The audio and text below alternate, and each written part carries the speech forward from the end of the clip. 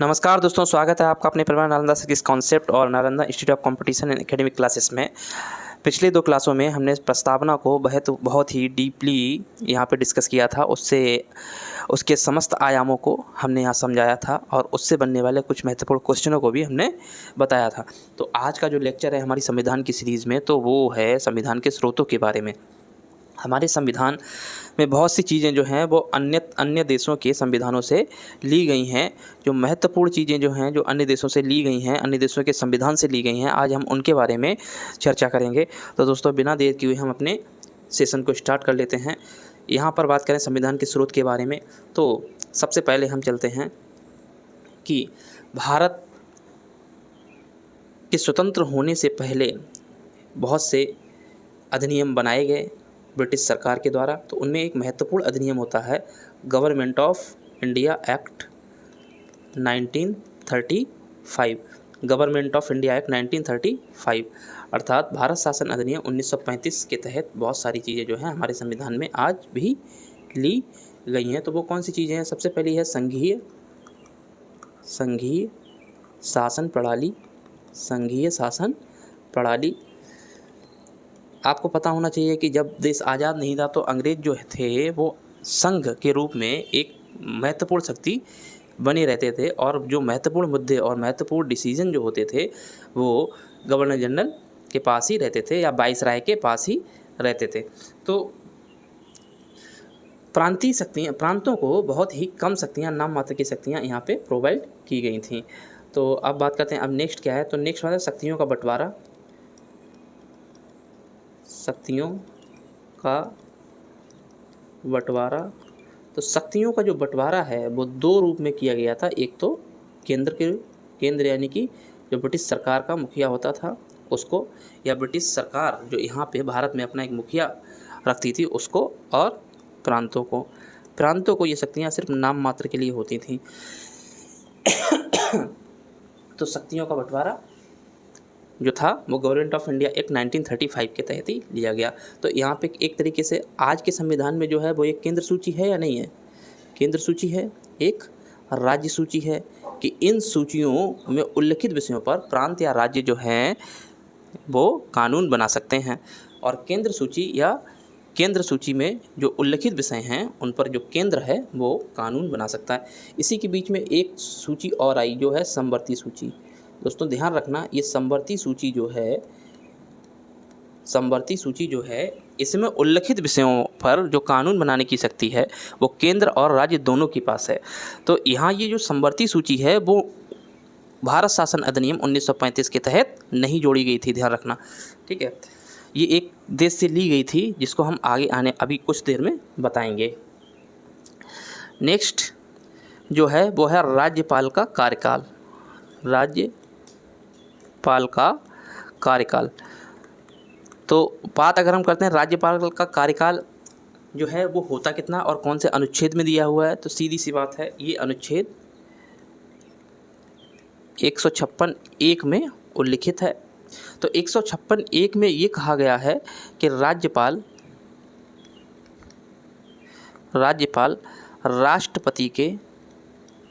राष्ट्रपति के प्रसाद पर्यंत अपने पद पर बना रहता है या बना रहेगा। लेकिन यहीं पे 156(3) में इनका कार्यकाल 5 साल का बताया गया है। लेकिन सबसे महत्वपूर्ण चीज़ जो पहले बताई गई है, इसका मतलब ये हो जाता है दोस्तों कि राज्यपाल का कार्यकाल अगर 5 साल हो गया है और उसका उत्तराधिकारी अभी नहीं आया है या अभी नहीं बनाया गया है तो राष्ट्रपति जो राज्यपाल है उसको बना रहने देगा, या राष्ट्रपति चाहें तो इनके कार्यकाल को एक्सटेंड भी कर सकता है, या राष्ट्रपति चाहें तो राज्यपाल के कार्यकाल को कम भी कर सकता है। तो सीधी सी बात है, जो महत्वपूर्ण चीज़ है वो राष्ट्रपति के प्रसाद पर्यंत, ठीक है ना, राष्ट्रपति के प्रसाद पर्यंत। अगर यहाँ क्वेश्चन आता है कि राज्यपाल का कार्यकाल होता है, एक ऑप्शन आ गया राष्ट्रपति के प्रसाद पर्यंत, दूसरा ऑप्शन आ गया 5 साल, तो हमारा जो ऑप्शन सही होगा वो ये होगा, राष्ट्रपति के प्रसाद पर्यंत, ठीक है दोस्तों। अब न्यायपालिका का स्वरूप जो लिया गया है, न्यायपालिका का स्वरूप, न्यायपालिका का जो स्वरूप लिया गया है वो भी भारत शासन अधिनियम 1935 के तहत लिया गया है। तो आपको पता है कि 1773 रेगुलेटिंग एक्ट जब आया था तो उस समय भारत में एक संघीय न्यायालय की स्थापना हुई थी। तो आज भी क्या है, हमारे न्यायपालिका का स्वरूप संघीय है। कैसा है? एकात्मक है। कैसा है? एकात्मक। यानी कि न्यायपालिका एक जो न्यायपालिका की एक जो बॉडी है वो एक सिंगल बॉडी है। जैसे सुप्रीम कोर्ट एक ही होगा, उसके नीचे हाई कोर्ट आएंगे और उसके नीचे डिस्ट्रिक्ट कोर्ट आएंगे। ठीक है, ऐसा नहीं है कि एक सुप्रीम कोर्ट हमारे यहाँ केंद्र में हो और एक सुप्रीम कोर्ट हर एक राज्य में हो, ऐसा नहीं होता है। हमारे यहाँ सिर्फ एक सुप्रीम कोर्ट है जो अन्य सभी राज्यों के लिए भी अपने डिसीजन देता है।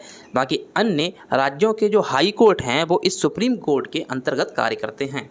ठीक है, अब अगर हम दूसरी बात देखें तो शक्तियों का विभाजन हो चुका है, राज्यपाल का कार्यकाल हो गया, संघीय शासन प्रणाली हो गई, न्यायपालिका शुरू, लोक सेवा आयोग यानी कि यूपीएससी।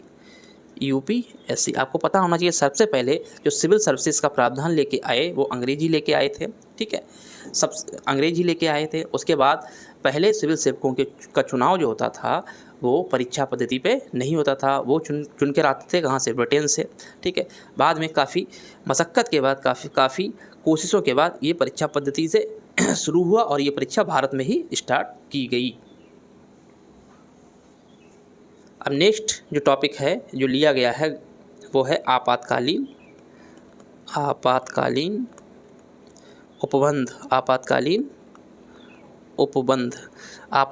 उपबंध भी किससे लिए गए हैं? वो लिए गए हैं गवर्नमेंट ऑफ इंडिया एक्ट 1935 से। और एक चीज़ आती है आपातकाल में मूल अधिकारों का निलंबन, दोस्तों वो लिया गया है जर्मनी से। दोनों में आप बेसिक डिफरेंस समझिए, एक आपातकालीन उपबंध है और एक आपातकालीन प्रावधानों के तहत मूल अधिकारों का निलंबन है, वो है जर्मनी से। ठीक है, नेक्स्ट देखते हैं, जस्ट ए मिनट। अब दूसरा अगर हम देखते हैं तो दूसरा है कि ब्रिटेन का संविधान या ब्रिटेन से बहुत सारी चीज़ें जो हैं हमारे संविधान में परिलक्षित हैं। क्योंकि भारत ब्रिटेन का उपनिवेश था, इसलिए ब्रिटेन के संविधान से बहुत सारी चीज़ों का लिया जाना सही भी है और ऐसा है भी। तो संसदीय शासन पद्धति जो है,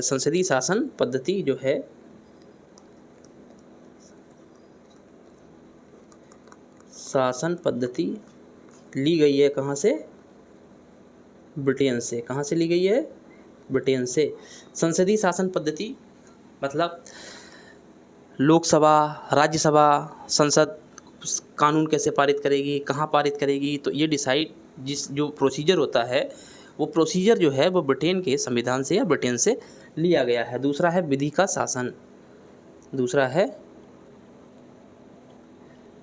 का शासन या रूल ऑफ लॉ,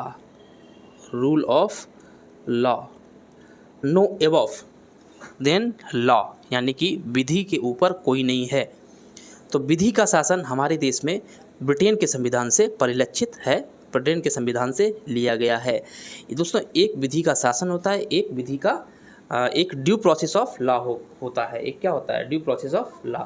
तो ड्यू प्रोसेस ऑफ लॉ जो है वो ब्रिटेन से नहीं लिया गया है। वो कहाँ से लिया गया है? जापान से लिया गया। कहाँ से लिया गया? जापान से लिया गया है। इसको हिंदी में बोलते हैं विधि द्वारा स्थापित प्रक्रिया। क्या बोलते हैं? विधि द्वारा स्थापित प्रक्रिया। तो ब्रिटेन के संविधान से क्या लिया गया यहाँ पे? संसदीय शासन पद्धति, विधि का शासन और एकल नागरिकता।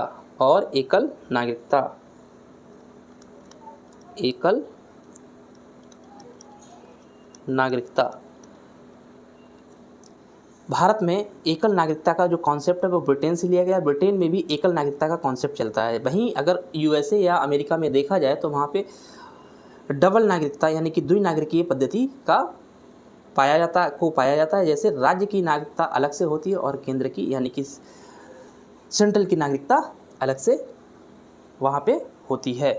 ठीक है, अब बात अगर हम करें द्विसदनीय प्रणाली संसदीय शासन पद्धति में क्या आ गया? द्विसदनीय प्रणाली इसी में आ गई। आपको पता है संसदीय शासन पद्धति में द्विसदनीय प्रणाली आती है, जिसमें एक लोकसभा आ जाता है और एक राज्यसभा आ जाता है। तो लोकसभा जो है वो निम्न सदन है और राज्यसभा उच्च सदन है, ठीक है। लेकिन लोकसभा जो है निम्न सदन के साथ साथ प्रथम सदन भी है और राज्यसभा द्वितीय सदन है, ना कि प्रथम सदन। क्योंकि धन विधेयक को पारित करने की जो शक्तियाँ लोकसभा के पास होती हैं वो राज्यसभा के पास नहीं होती हैं। धन विधेयक हमेशा हमारा लोकसभा से ही पारित होता है, क्योंकि लोकसभा हमारे यहाँ के लोगों का प्रतिनिधित्व करता है, राज्यसभा लोगों का प्रतिनिधित्व ना करके राज्यों का प्रतिनिधित्व करता है दोस्तों। और राज्यसभा जो होती है वो कभी विखंडित नहीं होती है, खंडित नहीं होती है, इसलिए उसको उच्च सदन कहा जाता है। लोकसभा हर 5 साल में खंडित होती है, दोबारा से रीजनरेट होती है, इसलिए इसको निम्न सदन कहा जाता है, ठीक है। इनको निम्न सदन और उच्च सदन किस मायने में कहा जाता है, और प्रथम सदन लोकसभा को क्यों कहा जाता है, राज्यसभा को द्वितीय सदन क्यों कहा जाता है, ये भी बात मैंने यहाँ पे बता दी। तो द्विसदनीय प्रणाली संसदीय शासन पद्धति में ही परिलक्षित होती है। तो इसको अगर संसदीय शासन पद्धति आप समझ सकते हैं जब ब्रिटेन से ली गई है, तो द्विसदनीय प्रणाली भी कहाँ से आएगी, ब्रिटेन से ही आएगी, ठीक है। अब नेक्स्ट जो है वो है विधायी प्रक्रिया और संसदीय विशेषाधिकार। विधायी प्रक्रिया और संसदीय विशेषाधिकार।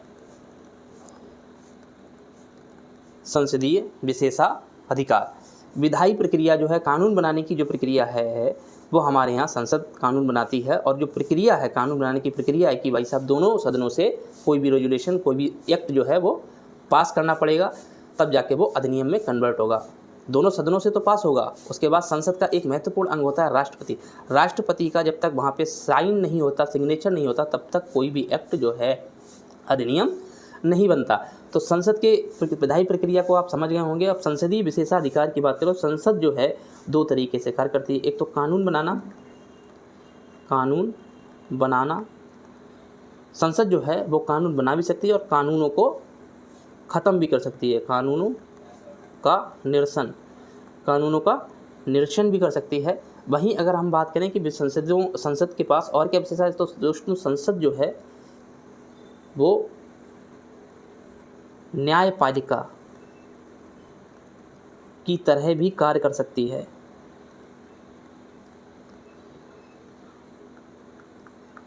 कार्य करती है जब कोई प्रशासनिक अधिकारी संसद द्वारा पारित कानूनों का उल्लंघन करता है या उनका क्रियान्वयन सही तरीके से नहीं करता है, तो संसद को ये विशेषाधिकार है कि वो उस विशिष्ट अधिकारी, उस विशेष व्यक्ति को या अधिकारी को बुलाकर उस पर कार्रवाई करे, और उस दौरान जो संसद है वो एक सदन के रूप में ना कार्य करके एक न्यायपालिका यानी कि न्यायालय की तरह कार्य करती है, ठीक है। ये संसद की विशेषाधिकार है दोस्तों। अब बात आती है एक महत्वपूर्ण लेख की, परमाधिकार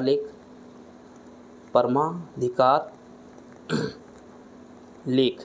दोस्तों इसी को बोलते हैं मेंडमस, ये रिट है मेंडमस, ये है परमाधिकार लेख, इसी को परमाधिकार रिट भी कहा जाता है। परमाधिकार रिट का मतलब है कि हम आदेश देते हैं, ठीक है। जैसे कोई भी प्रशासनिक अधिकारी अपने कार्य को नहीं कर रहा है, अपनी सेवा जनता को सही से नहीं दे रहा है या अपने कार्य को करने में अक्षम है, तो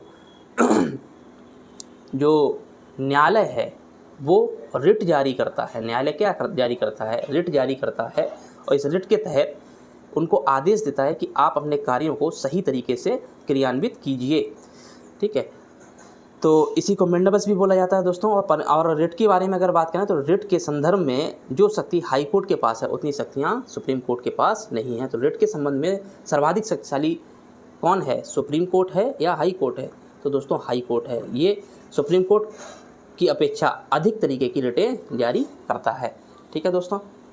अब देख लेते हैं नेक्स्ट, ब्रिटेन के संदर्भ में हमने बात कर ली। अब बात करते हैं अमेरिका के संदर्भ में कि अमेरिका से हमारे संविधान में क्या क्या लिया गया है। अमेरिका से हमारे संविधान में क्या क्या लिया गया है। सबसे पहली जो चीज़ ली गई है अमेरिका से वो लिया गया है मूल अधिकार। मूल अधिकारों को अमेरिकी संविधान से लिया गया है। दूसरा, हमने कल आपको प्रस्तावना पढ़ाई थी लास्ट क्लास में, तो हमने बोला था कि हम भारत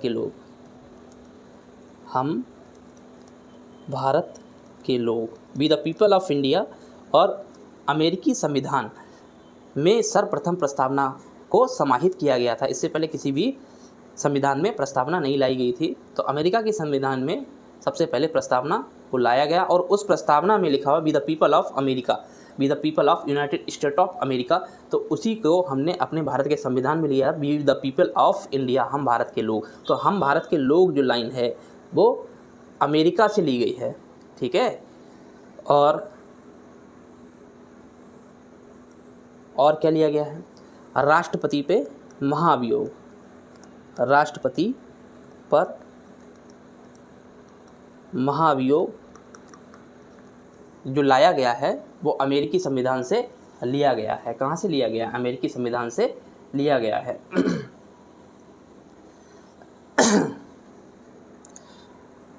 उपराष्ट्रपति का पद अब क्या है? उपराष्ट्रपति का पद। दोस्तों उपराष्ट्रपति का पद जो है वो भी अमेरिकी संविधान से लिया गया है। उपराष्ट्रपति का पद कहाँ से लिया गया है? अमेरिकी संविधान से लिया गया है। न्यायपालिका, न्यायपालिका की स्वतंत्रता,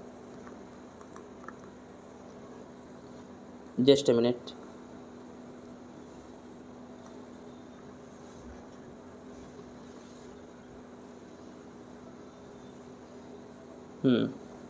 न्यायपालिका की स्वतंत्रता कहाँ से परिलक्षित है? वो भी अमेरिका के संविधान से ली गई है। चूँकि अमेरिका का संविधान, अमेरिका क्या है? अध्यक्षात्मक शासन प्रणाली है, वहाँ पे संसदीय शासन प्रणाली नहीं है। तो जिन जिन देशों में अध्यक्षात्मक शासन प्रणाली होती है तो वहाँ पे न्यायपालिका बहुत ही मजबूत स्थिति में होती है, बहुत ही स्वतंत्र होती है।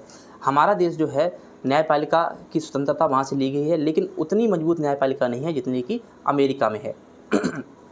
वहीं ब्रिटेन का देखा जाए तो वो संसदीय शासन व्यवस्था को अपनाए हैं। तो संसदीय शासन प्रणाली में जो है संसद सबसे सर्वोच्च पायदान पे होती है, न्यायपालिका को उतनी स्वतंत्रता नहीं दी जाती है। लेकिन हमारे देश ने जो है अमेरिका और ब्रिटेन दोनों के संविधान के बीच का रास्ता निकाल के न्यायपालिका को स्वतंत्रता भी दी है और जो है संसद को अपने कार्य के लिए स्वतंत्र बनाया है।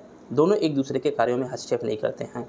न्यायपालिका जो है वो तब तक संसदीय व्यवस्था, संसदीय शासन प्रणाली में हस्तक्षेप नहीं करती है जब तक कि संविधान के मूल रूप में कोई क्षति ना पहुंचे या संविधान के मूल रूप को तोड़ा मरोड़ा ना जाए। ठीक है। अब राष्ट्रपति पे महाभियोग, इसी महाअभियोग जैसे ही सुप्रीम कोर्ट और हाई कोर्ट के न्यायाधीशों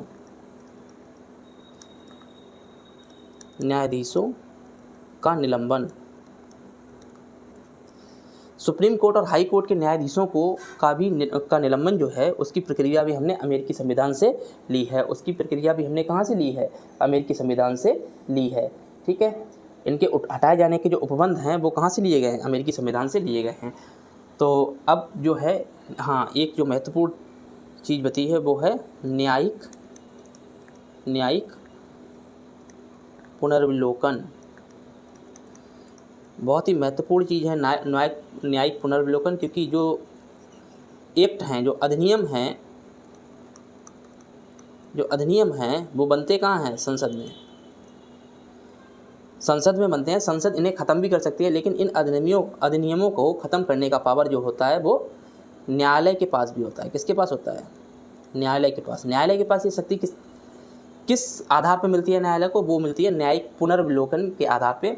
न्यायिक पुनर्विलोकन में न्यायालय क्या करता है? अधिनियमों का अवलोकन करता है और देखता है कि क्या इस अधिनियम से संविधान के बेसिक स्ट्रक्चर को किसी तरीके का नुकसान पहुंच रहा है। अगर किसी तरीके का नुकसान पहुंचता है तो न्यायालय जो है ऐसे अधिनियमों को नल एंड वॉइड कर देती है, उन्हें निरसित कर देती है और आदेश देती है ये आप आगे से जो है अधिनियम कोई कार्य में नहीं रहेंगे। ठीक है।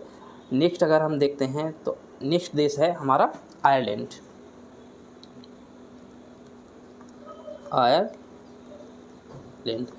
दोस्तों आयरलैंड से क्या क्या लिया गया है? तो आयरलैंड से DPSP ली गई है, direct principle of state policy ली गई है, DPSP ली गई है, जो राज्यों को ये आदेश देते हैं कि उन्हें क्या करना है। राज्यों को क्या देते हैं? ये आदेश देते हैं कि ये क्या करें। और ये इनकी प्रकृति कैसी होती है? सकारात्मक प्रकृति की होती है। किस प्रकृति के होते हैं? सकारात्मक प्रकृति के होते हैं। सकारात्मक का मतलब दोस्तों हो गया कि ये राज्यों को बताते हैं कि आपको करना क्या है, जबकि मूल अधिकारों में ये बताते हैं कि आपको क्या नहीं करना है। तो नहीं आया तो ये नकारात्मक प्रकृति होगी, और क्या करना है तो ये सकारात्मक प्रकृति हो गई। तो डीपीएसपी सकारात्मक प्रकृति की होती है। राष्ट्रपति की निर्वाचन पद्धति भी यहीं से ली गई है। राष्ट्रपति की निर्वाचन पद्धति यहीं से ली गई है, जबकि राष्ट्रपति पे महाभियोग अमेरिका से लिया है। दोस्तों ध्यान रखना, राज्यसभा के सदस्यों का नामांकन, राज्यसभा के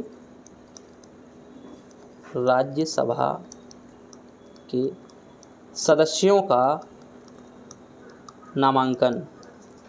तो राज्यसभा के सदस्यों का जो नामांकन है उनकी पद्धति किससे ली गई है? यहाँ पे आयरलैंड से ली गई है। आपको पता है अपने क्षेत्र में कला, साहित्य, विज्ञान, इन सब के क्षेत्रों में विशिष्ट योगदान करने वाले, जो कि क्या है, जनता को या समाज को आगे बढ़ाने अपना अहम योगदान देते हैं, उनको राज्यसभा का सदस्य नामित किया जाता है। अब देख लेते हैं दोस्तों कनाडा। कनाडा से यहाँ या पहले लेते हैं जापान। पहले क्या ले लेते हैं? जापान। जापान से यहाँ क्या क्या लिया गया है? एक मिनट। हाँ, जापान से क्या लिया गया? विधि द्वारा स्थापित प्रक्रिया। हमने बोला था एक तो रूल ऑफ लॉ है जो ब्रिटेन से लिया गया, एक है due process of, just a minute,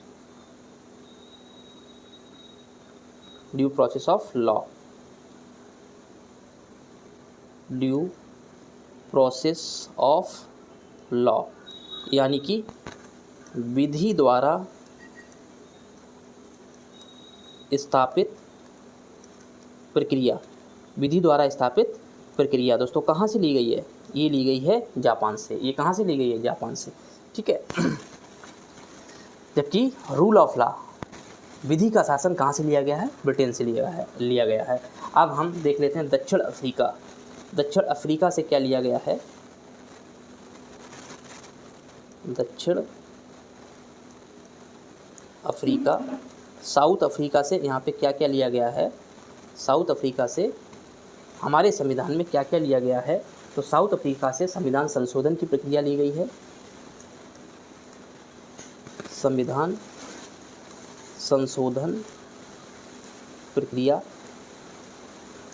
संविधान संशोधन प्रक्रिया ली गई। राज्यसभा के सदस्यों का जो निर्वाचन है, राज्यसभा के सदस्यों का जो निर्वाचन है वो भी कहाँ से लिया गया है? साउथ अफ्रीका से ही लिया गया है। राज्यसभा के सदस्यों का निर्वाचन कहाँ से लिया गया है? दक्षिण अफ्रीका से लिया गया है। अब हम देख लेते हैं कि यूएसएसआर यानी कि रूस, यूएसएसआर यानी कि रूस, यूएसएसआर, क्योंकि उस समय यूनाइटेड स्टेट्स सोवियत रूस था, सिर्फ रूस नहीं था। तो यूनाइटेड स्टेट्स ऑफ सोवियत रूस से हमारे संविधान में क्या क्या लिया गया है दोस्तों? मूल कर्तव्य लिए गए हैं, मूल कर्तव्य लिए गए हैं, क्योंकि यूनाइटेड स्टेट ऑफ सोवियत रूस का जो संविधान है वो समाजवादी प्रकृति का है। ठीक है ना, समाजवादी प्रकृति का है, ना कि उदारवादी प्रकृति का है। तो यहाँ समाजवादी प्रकृति होने के कारण यहाँ मूल कर्तव्यों को ज़्यादा तरजीह दी गई है। ठीक है। और लिया गया है न्याय। हमारे संविधान में जो न्याय हैं कितने प्रकार के हैं? सामाजिक, आर्थिक और राजनीतिक, ये तीनों प्रकार के जो न्याय हैं वो कहाँ से लिए गए हैं? वो रूस से लिए गए हैं। अब बात दोस्तों हो गई रूस की। अब देख लेते हैं फ्रांस से क्या लिया गया है। फ्रांस, तो फ्रांस से आपको पता है, मैंने पिछले क्लास में भी बताया था कि संविधान की प्रस्तावना में 3 शब्द लिए गए हैं जो फ्रांस की क्रांति से लिए गए हैं। ठीक है, स्वतंत्रता, समानता और बंधुत्व। स्वतंत्रता, समानता और स्वतंत्रता, समानता और बंधुत्व। इन्हीं के साथ साथ एक चीज़ और ली गई है, वो है गणराज्य, गणतंत्रात्मक प्रकृति। हमारे राज्य की प्रकृति कैसी है? गणतंत्रात्मक राज्य है। हम कैसे राज्य हैं? गणतंत्रात्मक राज्य हैं। तो ये कहाँ से परिलक्षित होता है? फ्रांस से। गणतंत्रात्मक का मतलब क्या हो गया? गणतंत्रात्मक का मतलब है कि जो राज्य का या देश का जो प्रथम नागरिक होगा, जो सबसे महत्वपूर्ण व्यक्ति होगा, वो वंश के आधार पे चुनकर नहीं आएगा, उसको हमारे देश की जनता चुनेगी। यानी कि जनता क्या हो गई? शक्ति का स्रोत हो गई। अब नेक्स्ट देख लेते हैं कि जर्मनी से क्या क्या लिया गया है। जर्मनी से क्या क्या लिया गया है? सबसे पहले तो आपातकाल के समय मूल अधिकारों का निलंबन। आपातकाल के समय मूल अधिकारों का निलंबन। मूल अधिकारों का निलंबन ये जरूरी हो जाता है दोस्तों कि यदि आपातकाल लगा है तो उस समय सरकार के अनुसार सरकार जो चीज़ बोलेगी वो आपको करना पड़ेगा। उस समय आप कोर्ट में आर्टिकल 32 के तहत ये नहीं रोते हुए ये नहीं कह सकते कि साहब हमारे मूल अधिकारों का हनन हो रहा है। इसीलिए आपातकाल के दौरान मूल अधिकारों को निलंबित कर दिया जाता है। क्या कर दिया जाता है? निलंबित कर दिया जाता है। और इन निलंबन के लिए सरकार के पास कुछ शक्तियाँ भी होनी चाहिए, जिन्हें बोलते हैं आपातकालीन शक्तियाँ। आपातकालीन शक्तियाँ तो ये भी कहाँ से ली गई हैं? जर्मनी से ली गई हैं दोस्तों। कहाँ से ली गई हैं? जर्मनी से। तो हमने यहाँ पे क्या क्या देख लिया, एक बार रिव्यू कर लेते हैं। Government of India act, Britain हो गया है, अमेरिका हो गया है, और आयरलैंड जापान हो गया है। अब देखते हैं दोस्तों ऑस्ट्रेलिया और कनाडा। ऑस्ट्रेलिया और कनाडा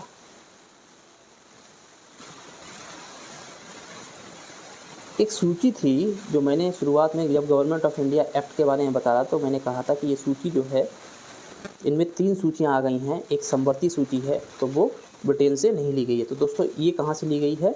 ऑस्ट्रेलिया से।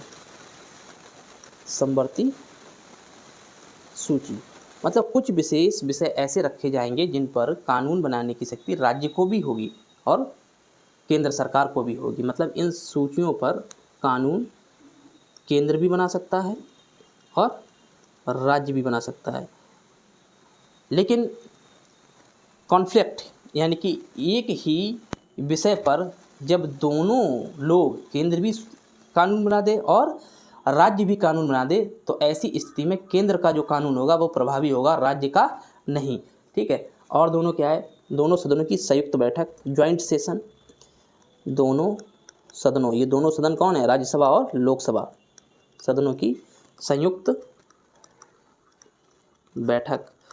दोनों सदनों की जो संयुक्त बैठक का कॉन्सेप्ट है वो ऑस्ट्रेलिया से लिया गया है। ठीक है। कहाँ से लिया गया है? ऑस्ट्रेलिया से लिया गया है। अब यहाँ पे बात की जाए उद्देशिका की भाषा। मैंने कहा उद्देशिका में जो पहली लाइन है, हम भारत के लोग कहाँ से ली गई थी? अमेरिका से। लेकिन उद्देशिका की भाषा जो है, उद्देशिका या प्रस्तावना की भाषा जो है कहाँ से ली गई है? ऑस्ट्रेलिया से ली गई है दोस्तों। कहाँ से ली गई है? ऑस्ट्रेलिया से ली गई है। वाणिज्य और समागम की स्वतंत्रता भी कहाँ से ली गई है? ऑस्ट्रेलिया से ली गई है। वाणिज्य और समागम की स्वतंत्रता कहाँ से ली गई है? ऑस्ट्रेलिया से ली गई है। वाणिज्य और समागम की स्वतंत्रता कहाँ से ली गई है? ऑस्ट्रेलिया से ली गई है। तो दोस्तों अब देख लेते हैं नेक्स्ट, यहाँ पे कनाडा। नेक्स्ट क्या देख लेते हैं? कनाडा की। यहाँ पे हमारे संविधान में कनाडा से क्या क्या लिया गया है। चलिए कनाडा पे हम डिस्कस। देखो एक तो सशक्त केंद्र का प्रावधान कहाँ से लिया गया है? कनाडा की ही उत्पत्ति है। संघीय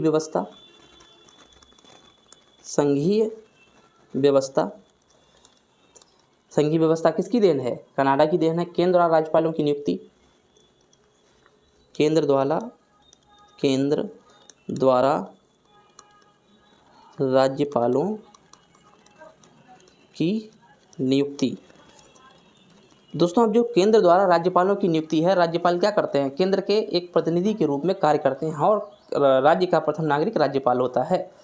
तो राज्यपाल केंद्र को या राष्ट्रपति को ये अवगत कराता रहता है कि किस राज्य में क्या चीज़ें चल रही हैं, क्या सरकार सही कार्य कर रही है या सही कार्य नहीं कर रही है। ठीक है, अगर सरकार सही कार्य नहीं कर रही है, राज्यपाल राष्ट्रपति को बताता है, तो ऐसी स्थिति में सरकार को निलंबित भी किया जा सकता है। ठीक है, तो कनाडा से हमने क्या क्या लिया, सशक्त केंद्र, संघीय व्यवस्था और राज्यपालों की नियुक्ति। उच्च न्यायालय की पारदर्शी न्याय निर्णय की प्रणाली कहाँ से ली गई है, उच्च न्यायालय मतलब कि सुप्रीम कोर्ट। सुप्रीम कोर्ट की पारदर्शी न्याय निर्णयन की प्रणाली कहाँ से ली गई है दोस्तों, कनाडा के संविधान से ली गई है। केंद्र की अवशिष्ट शक्तियाँ, केंद्र की अवशिष्ट शक्तियाँ, अवशिष्ट शक्तियाँ। अब ये अवशिष्ट शक्तियाँ क्या होती हैं, मैंने बताया, देखो एक तो स्टेट लिस्ट है, एक सेंट्रल लिस्ट है, एक कॉन्करेंट लिस्ट यानी कि समवर्ती सूची है। इसके अलावा भी कोई ऐसा विषय है जो इनमें उल्लिखित नहीं है, यानी कि राज्य सूची और केंद्र सूची और समवर्ती सूची में वो विषय उल्लिखित नहीं है, तब ऐसी स्थिति में उस विषय पर कानून बनाने का अधिकार जो है वो सिर्फ केंद्र को है, ना कि राज्य को। ठीक है, तो केंद्र की अवशिष्ट शक्तियाँ किसको प्रदान की गई, यहाँ पे केंद्र को की गई हैं। और ये कहाँ से लिया गया है, ये लिया गया है कनाडा के संविधान से। ठीक है दोस्तों, हमने जो है ब्रिटेन के संविधान से क्या लिया गया है, America, Ireland, Canada, Australia, Japan, दक्षिण अफ्रीका, यूएसएसआर, फ्रांस और जर्मनी के बारे में डिस्कस कर लिया है। और भारत शासन अधिनियम 1935 के बारे में भी डिस्कशन कर लिया है। यहाँ पे जो है हमारे संविधान के महत्वपूर्ण स्रोत हैं, किन किन देशों से महत्वपूर्ण प्रावधान लिए गए हैं, वो यहाँ पे कंप्लीट हो जाते हैं दोस्तों। तो यहीं पे हम अपने सेशन को विराम देते हैं और अगला जो क्लास है उसमें हम संविधान का पहला भाग डिस्कस करेंगे, भाग 1 जो है राज्य एवं राज्य क्षेत्र। ठीक है ना, चलिए तब तक के लिए नमस्कार, मिलते हैं अपनी